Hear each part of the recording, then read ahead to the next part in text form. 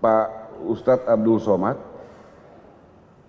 kami bangga ya sebagai orang Kristen di kota ini. Bapak mau ke sini. Bapak datang di kota yang memiliki rekam jejak sosial sangat buruk. Di saat usia kami masih sangat muda, tahun 99 seperti yang tadi dijelaskan Pak Wakil Wali Kota. Sebab bagi kami, kedatangan tokoh-tokoh agama yang karismatik seperti Pak Abdul Somad, kami yakini selalu saja mendatangkan pencerahan bagi masyarakat di kota Ambon. Pak Abdul Somad ini bagi orang Kristen bukan barang baru ya Pak. Kami sering dengar, bahkan di kalangan Kristen ada orang-orang Kristen yang sedikit, yang agak nyinyir mendengar ceramah-ceramah Pak Abdul Somad. Itu wajar Pak, karena memang setiap agama pasti saja ada kelompok-kelompok yang fundamental. Ada kelompok-kelompok yang betul-betul memagari agamanya sedemikian rupa sehingga tidak boleh diganggu. Waktu kami diundang hadir oleh Pak Wakil Wali Kota untuk membicarakan kedatangan Pak Abdul Somad, bagi kami itu sesuatu yang menguntungkan. Sehingga kami berharap pelaksana Pak Rifki, kalau Pak Abdul Somad bikin ceramah atau dakwah, tolong disiarkan juga streaming. Karena pasti orang-orang Kristen di Ambon ingin dengar. Ada kebaikan-kebaikan yang selalu muncul dalam ceramah-ceramah Pak Abdul Somad, dan kebaikan-kebaikan itu selalu bersifat universal, melintasi batas-batas kehidupan yang dipagari karena agama. Kebaikan itu pada dirinya sendiri tidak bisa dibendung oleh agama. Bahkan agama yang seringkali mengeluarkan kebaikan-kebaikan berdasarkan ajarannya itu. Oleh Ustadz Abdul Somad. Kepada Bapak Ustadz Abdul Somad, disilakan.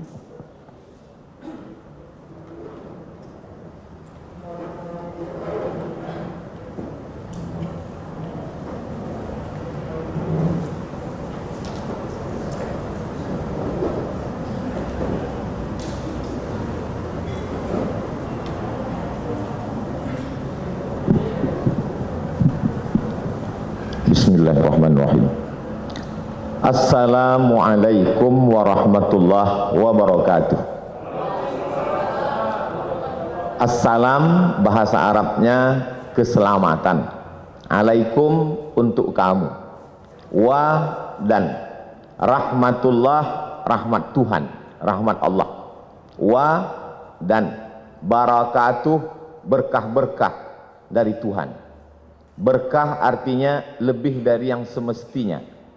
Semestinya bangunan itu tahannya menurut arsitek 100 tahun. Tapi karena dijaga, dipelihara, direhab lebih dari semestinya, maka disebut dengan berkah. Kita selalu gaji, umur, ilmu, hidup ingin berkah. Makanya selalu orang mengatakan hidup ini yang kita cari berkahnya. Bahasa Arabnya salam. Orang Ibrani yang masih satu akar kata dengan bangsa Semit. Nabi Nuh punya anak 3 orang, satu namanya Sam, satu namanya Ham, satu namanya Yafes. Sam itu pecahannya adalah Arab dan Ibrani. Orang Arab menyebut salam, assalamualaikum, orang Ibrani menyebut shalom. Lalu kemudian ketika sampai ke tempat kita menjadi selamat. Makanya disebut selamat siang, karena kebetulan acaranya dibuat siang. Salam sejahtera, tambahan, kombinasi, modifikasi dari bahasa Arab dan bahasa Indonesia. Ada salamnya, ada sejahtera. Istilah-istilah yang lain tidak saya sebutkan karena takut silap dan salah. Karena acara ini direkam, di-streamingkan. Takutnya kerukunannya tidak tercapai, malah silapnya yang viral. 3 jam perjalanan. Tadi malam kami bertolak jam 2 dari Jakarta. Kemudian saya lihat matahari sudah mulai terbit. Kami pun sampai ke Pattimura Airport. Selama ini Pahlawan nasional itu hanya kami lihat di uang 1.000 saja. Tapi hari ini sudah sampai. Sebagai bukti kami ambillah foto berlatar belakang background Pattimura Airport. Lalu kemudian disambut oleh Habib. Habib diambil dari kata hub. Hub artinya cinta. Habib orang yang kami cinta. Karena kakeknya Muhammad SAW kami sangat cinta. Maka cucu-cucunya yang mengalir darah itu pada mereka, kami juga cinta kepada mereka. Kami sebut mereka dengan Habib. Kalau perempuan Habibah. Tapi jarang itu kami panggil karena nanti banyak orang yang marah, terutama suaminya. Lalu kemudian saya pun melihat di perjalanan ada tulisan besar sekali, "Welcome to the city of music." Barulah saya paham kenapa orang-orang Ambon ini banyak jadi penyanyi di Jakarta. Karena mereka berasal dari kota musik. Bahkan tadi begitu sampai ke atas ini pun kami disambut dengan musik. Lalu ada tulisan besar juga saya baca, Ambon Manise. Alhamdulillah makanannya sudah saya cicipi, manis. Wajah orangnya agak terhalang karena masker ini. Tapi insya Allah dari wajah beberapa tokoh kita menilai ada keramahan, ada kesenangan untuk menyambut tamu sebagaimana yang disampaikan oleh Pak Pendeta Ricardo, kemudian Bapak Pastor mewakili uskup, lalu kemudian tokoh-tokoh lintas agama. Sampai akhirnya saya pun sampai ke majelis ini bertemu dengan Bapak Wakil Wali Kota yang kabarnya sudah mendapat beberapa telepon ada kemarahan kenapa Ustadz Abdul Somad tidak dibuat ceramah tablik akbar di Tanah Lapang. Saya melalui forum mimbar ini menyampaikan dimanapun saya tausiah hari ini tidak bisa dibuat di Tanah Lapang karena memang suasana kita sedang COVID. Tidak bisa kita mengumpulkan orang ramai. Di hotel pun paling banyak hanya 150 sampai 300 orang. Kalaulah tadi direkam itu kamera dari awal sampai akhir, bagaimana panitia ini betul-betul menjaga prokes kita. Saya di beberapa banyak tempat selama setahun dari Maret 2020 sampai 2021 ini, rasanya yang paling tertib melaksanakan prokes ini di Ambon inilah. Itu Ustadz ngomong begitu karena di Ambon atau bagaimana? Memang saya bisa tanya kepada tim. Karena di Ambon inilah sampai yang mikrofonnya pun ganti masker sudah berapa kali. Saya yakin itu virus COVID tidak sampai ke atas ini. Mereka di bawah melihat, tak usahlah kita naik, cepat kita mati kata dia. Alhamdulillah bertemu dengan Pak Wakil Wali Kota. Bapak Wali Kota tidak bisa hadir karena sedang ada kegiatan di Jakarta. Ini perlu saya sampaikan supaya jangan ada fitnah di antara kita. Lalu kemudian bertemu pula dengan Bapak Kapolresta Ambon. Saya pikir sudah 3 jam perjalanan naik pesawat itu akan bertemu orang jauh. Ternyata orang sekampung juga dari Sumatera Utara. Lalu kemudian sangat membahagiakan berjumpa dengan para alim ulama, Ketua Majelis Ulama Indonesia, Ketua Majelis Ulama Indonesia Provinsi Maluku dan Kota Ambon. Tokoh-tokoh, orang-orang tua yang tak dapat saya sebutkan satu persatu, insya Allah semuanya selalu mendapat keberkahan hidup. Saya ingin supaya kawan-kawan sahabat-sahabat yang dari portal berita maupun koran media cetak, tolong ditulis berita ini betul-betul bahwa Abdul Somad beramah tamah dengan tokoh lintas agama. Jangan besok keluar lomba ceramah lintas agama. Ada sebuah kampung di Pulau Sumatera, tepatnya di Provinsi Sumatera Utara. Kampung itu bernama Silau Laut, bisa ditulis di Google, Silau Laut. Dia disebut laut karena memang di tepi laut, cuman tidaklah seindah Laut Ambon.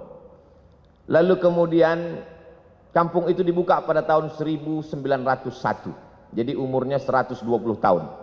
Yang membuka kampung itu kebetulan kakek dari ibu saya, namanya Syekh Abdurrahman. Ketika dia pulang dari Makkah belajar, dia dipanggil oleh Sultan Asahan, namanya Tengku Muhammad Adil, wahai tokoh agama Syekh Abdurrahman, aku beri engkau tanah di tepi laut itu, ambillah untuk bercocok tanam. Akhirnya kampung itu sekarang menjadi 3 kecamatan.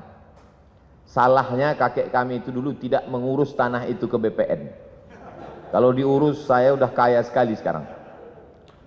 Lalu kemudian berdatanganlah para pendatang dari suku Jawa, kemudian Mandailing, dan sebagiannya saudara-saudara kita dari Batak Toba, yang umumnya mereka Kristen. Akhirnya sekarang kalau mau ke kampung itu melewati satu kampung yang dihuni oleh Kristen, nama kampungnya Barisan. Kami bertetangga cukup lama, sejak saya lahir 1977. Jarang saya menyebutkan tahun kelahiran saya karena banyak yang tak percaya. Disangka mereka saya masih 23 tahun. Sejak kelahiran saya sampai sekarang 43 tahun tidak pernah ada konflik. Yang Muslim, Melayu, Jawa, Banjar, ada kampung Banjar, dan kemudian yang Kristen mayoritasnya dari suku Batak Toba. Kami bertetangga, bersahabat, berkawan. Masih ingat terbayang di benak saya Pak Manurung, orang Batak Kristen yang datang ke kampung kami mengambil nira. Kami meminum nira, mereka merubah nira itu menjadi tuak, minum khas mereka. Lalu kemudian kalau orang kami memanen padi, padi itu dibawa ke kilang padi. Kilang padi itu biasanya ada di tempat suku Batak Kristen. Begitulah interaksi sosial kami. Karena memang diajarkan, wala ana abidum ma'abattum, aku tak menyembah Tuhan yang kau sembah, wala antum abiduna ma'abud, kamu pun tidak menyembah yang kami sembah, lakum dinukum waliyadin. Agamamu untukmu, agamaku untukku. Adapun untuk kemanusiaan, sosial, maka kita hidup bertetangga bersama. Saya hanya sampai kelas 2 SD saja di kampung itu. Setelah itu saya pun pindah ke ibu kota kabupaten. Di sana saya masuk SD. Di SD itu ada 2 orang yang berbeda wajahnya dengan kami. Kulitnya putih. Dulu kami menyebutnya Cina. Sekarang tak boleh sebut Cina, Tionghoa. Satu laki-laki, satu perempuan. Agamanya Buddha dan Konghucu. Kami berteman, bersahabat, satu kelompok. Waktu itu kita di kelas tidak berbaris, tapi berkelompok. Nama belajar masa itu CBSA, cara belajar siswa aktif. Yang tahu berarti sudah tua. Kami datang berkelompok, kadang-kadang dia ke rumah kami, kadang-kadang kami ke rumah dia. Lalu kemudian beberapa tahun yang lalu saya buat reuni pertemuan SD. Jumpa lagi. Teman saya yang Tionghoa itu namanya Akyong. Saya lihat Akyong pakai peci. Saya berbisik ke kawan saya, itu si Akyong masuk Islam? Tidak. Kenapa dia pakai peci? Untuk menghormati kau. Begitulah kami bersahabat. Tamat SD tahun 1990, saya pindah ke Medan. Di Medan, kota Medan mengajarkan saya bagaimana kami di Medan hidup berbagai macam suku dan agama. Di Medan ada satu kampung namanya Kampung Keling. Dulu menyebut Kampung Keling biasa, sekarang tak boleh lagi. Karena Keling itu identik dengan orang yang hitam selalu dipanggil Keling. Jadi kalau ada orang kulit hitam, keling kali kau, kata dia. Maka dirubahlah kampung itu sekarang namanya Kampung Madras, untuk mengambil nama salah satu kota di India. Kita tahu orang-orang saudara kita dari India datang ke Sumatera ketika masa penjajahan Belanda. Ada yang mengambil upah, mengambil karet, lalu kemudian memetik tembakau Delhi, tanah Delhi yang sangat subur. Ada yang Muslim. Masjid salah satu tertua di kota Medan adalah Masjid India, dibangun ketika Krakatau meletus, dan saya diizinkan untuk menyampaikan ceramah di sana. Lalu kemudian saudara-saudara kita yang datang dari Hindu, maka mereka membuat sebuah komunitas. Kuil terbesar di Pulau Sumatera, kuil Hindu ada di kota Medan. Kuil itu bernama Kuil Sri Mariaman. Saya pernah datang ke sana, masuk ke dalam, saya lihat ternyata di depannya ada bak. Di dalam bak itu ada air. Semua tamu yang mau datang cuci tangan, cuci kaki. Lalu saya pikir, oh ternyata berwuduk juga mereka. Lalu kemudian ada tulisan besar, Bagi yang bercelana ponggol, bercelana pendek, bercelana sempit, berbaju pendek, dilarang masuk ke kuil Sri Mariaman, karena ini tempat suci. Lalu saya foto baliho itu, saya share di Facebook dan Instagram, lalu saya komen di bawah, pernahkah kita membuat tulisan seperti ini di masjid-masjid kita, supaya orang tidak lari pagi, tidak menghormati tempat suci. Ada kebaikan-kebaikan yang disebarkan. Lalu kemudian ada seorang Tionghoa ingin membangun masjid, tanahnya tanah punya orang muslim. Kita tahu masa itu Medan dipimpin oleh seorang sultan, sultan kerajaan Melayu Delhi.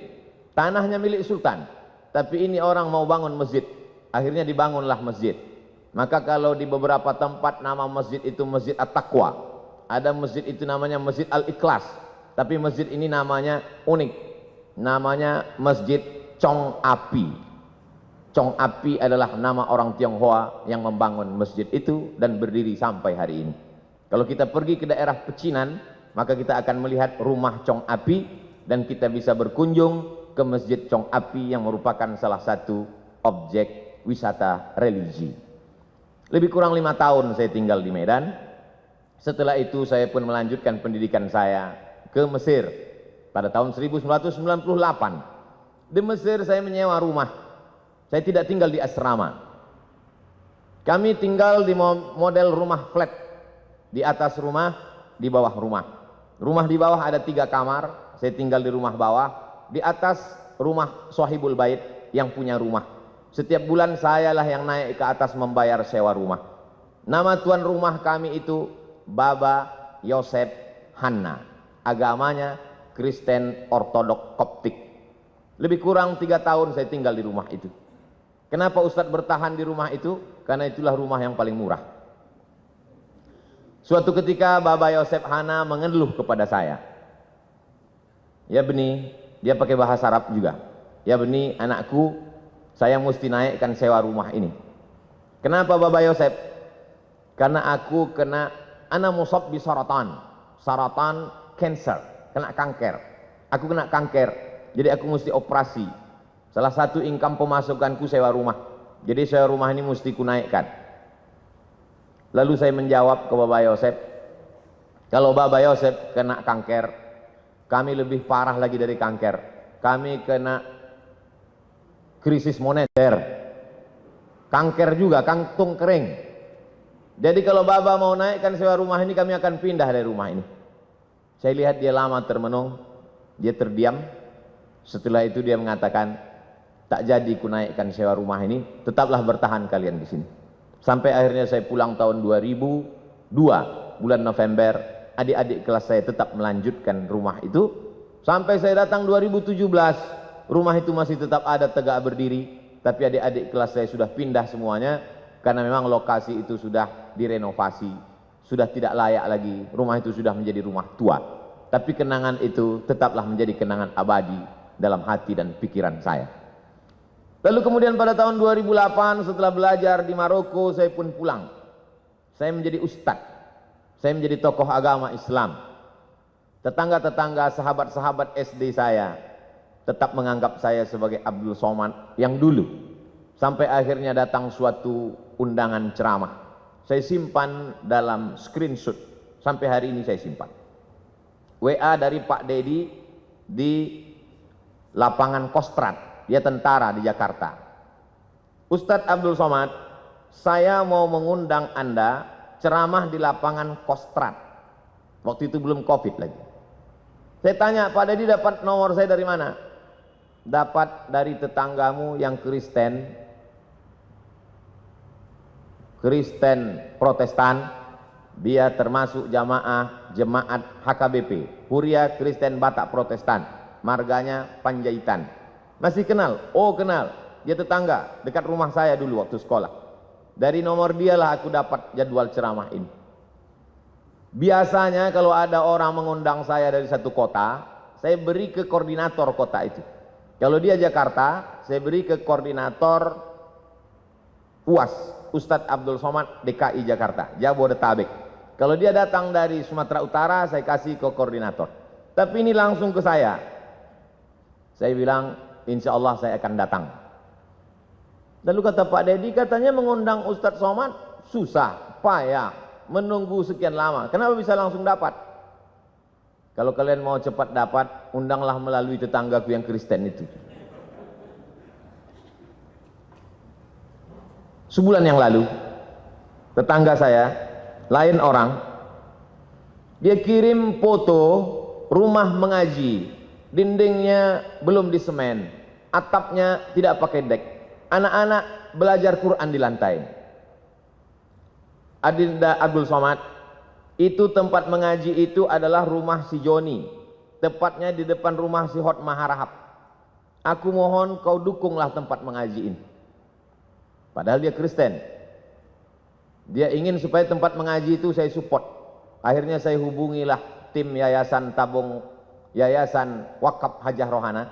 Setelah mak saya meninggal, saya buat program kemanusiaan untuk memberi makan fakir miskin, namanya Yayasan Wakaf Hajah Rohana. Saya minta supaya tim mensurvei tempat itu.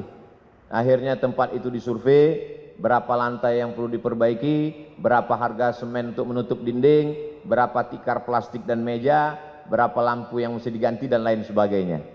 Akhirnya guru-guru mengaji mengucapkan terima kasih.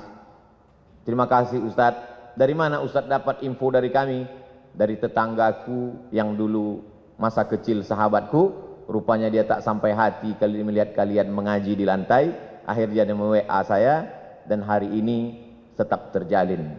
Saya bukan ingin membanding-bandingkan kampung saya dengan Ambon.